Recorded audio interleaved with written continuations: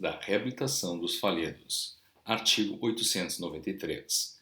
O falido que tiver obtido quitação plena de seus credores pode pedir a sua reabilitação perante o Tribunal do Comércio, que declarou a quebra. Artigo 894. A petição deve ser instruída com a quitação dos credores e certidão do cumprimento da pena, no caso de lhe ter sido imposta, se a quebra, contudo, houver sido julgada com culpa. Está no arbítrio do tribunal, procedendo às averiguações que julgar convenientes, conceder ou negar a reabilitação. Artigo 895. O falido de quebra fraudulenta não pode nunca ser reabilitado. Artigo 896. Da sentença de concessão ou denegação de reabilitação não há recurso, todavia, poderá reformar-se a sentença que a houver negado, no fim de 6 meses, apresentando à parte novos documentos que abonem a sua regularidade de conduta. Artigo 897. Reabilitado falido por sentença do tribunal competente, cessam todas as interdições legais, produzidas por efeito da declaração de quebra. Título 7 das moratórias. Artigo 898. Só pode obter moratória o comerciante que provar que a sua impossibilidade de satisfazer de pronto as obrigações contraídas procede de acidentes extraordinários imprevistos ou de força maior, e que, ao mesmo tempo, verificar por um balanço exato e documentado que tem fundos bastantes para pagar integralmente a todos os seus credores, mediante alguma espera. Artigo 899. O Tribunal do Comércio do Distrito do Impetrante, quando o requerimento se ache nos casos previstos no artigo antecedente, poderá expedir imediatamente uma ordem para sustar todos os procedimentos executivos pendentes, ou que, de futuro ou contra eles se intentem, até que definitivamente se determine a moratória, e quer esta ordem se expeça, quer não, o tribunal nomeará logo 2 dos credores do impetrante que lhe pareçam mais idôneos para verificarem a exatidão do balanço apresentado à vista dos livros e papéis, que o mesmo impetrante deve facultar-lhes no seu escritório, e com nomeação mandará ao juiz de direito do comércio a que pertencer, que chame a sua presença, em dia certo e improrrogável, a todos os seus credores que existirem no distrito de sua jurisdição para responderem à moratória, devendo o chamamento fazer-se por cartas do escrivão e por editais ou anúncios nos periódicos. Artigo 900.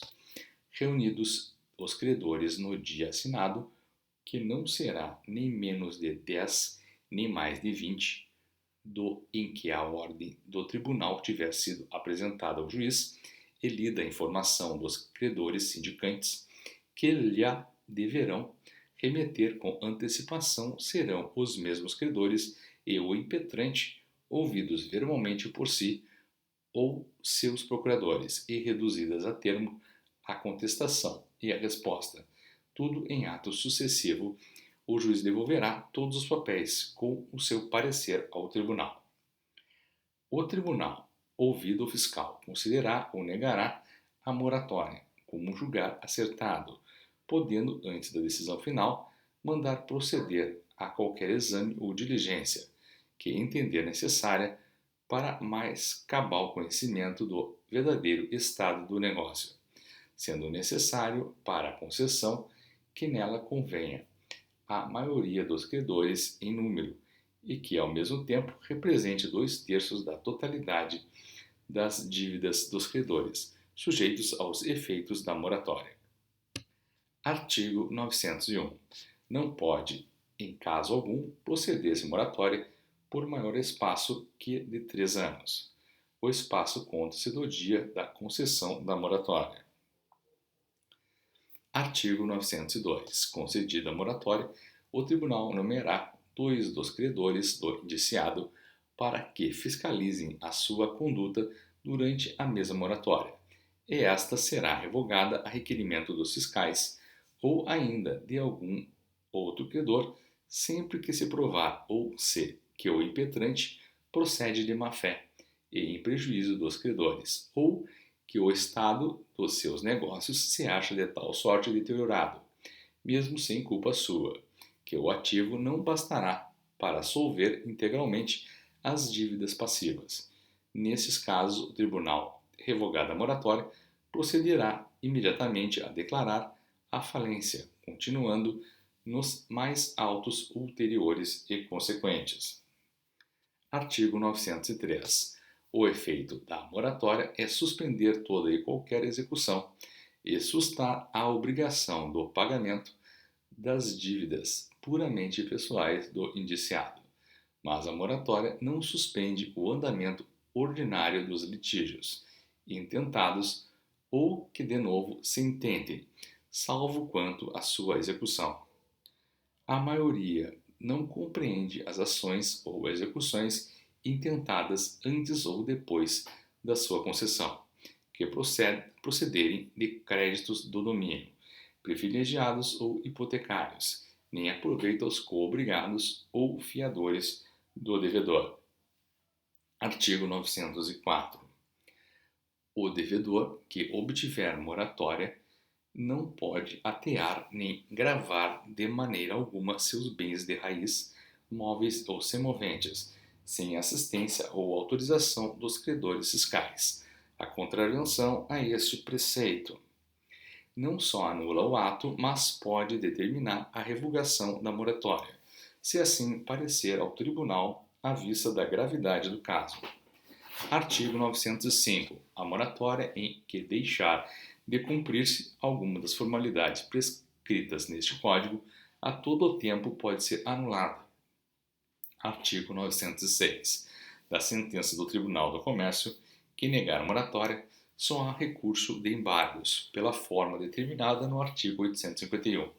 Haverá, porém, o de apelação para a relação do distrito nos casos de concessão, no efeito devolutivo somente.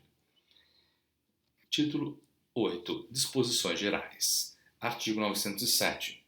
Das decisões do juiz comissário, haverá recurso de agravo para o Tribunal do Comércio, devendo ser interposto no peremptório, termo de 5 dias e decidido no primeiro dia de sessão do mesmo tribunal, depois de sua interposição. Artigo 908. Das disposições deste Código relativamente às falências ou quebras são aplicáveis somente ao devedor que for comercialmente matriculado. Artigo 909.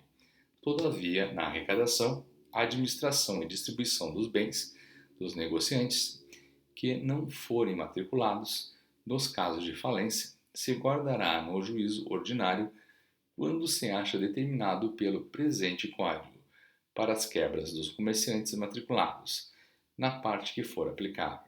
Artigo 910. Os direitos e responsabilidades civis dos credores falidos passam para seus herdeiros e sucessores até onde chegarem os bens daqueles, e não mais. Artigo 911. Os menores herdeiros dos falidos, sendo legalmente representados por seus tutores e curadores, não gozam de privilégio algum, nos casos de quebra, e a respeito deles tem aplicação o disposto no artigo 353. Artigo 912. O presente Código só principiará a obrigar e ter execução 6 meses depois da data de sua publicação na Corte. Artigo 913. A contar da referida época em diante, ficam derrogadas todas as leis e disposições de direito relativas a matérias de comércio, e todas as mais que se opuserem às disposições do presente Código.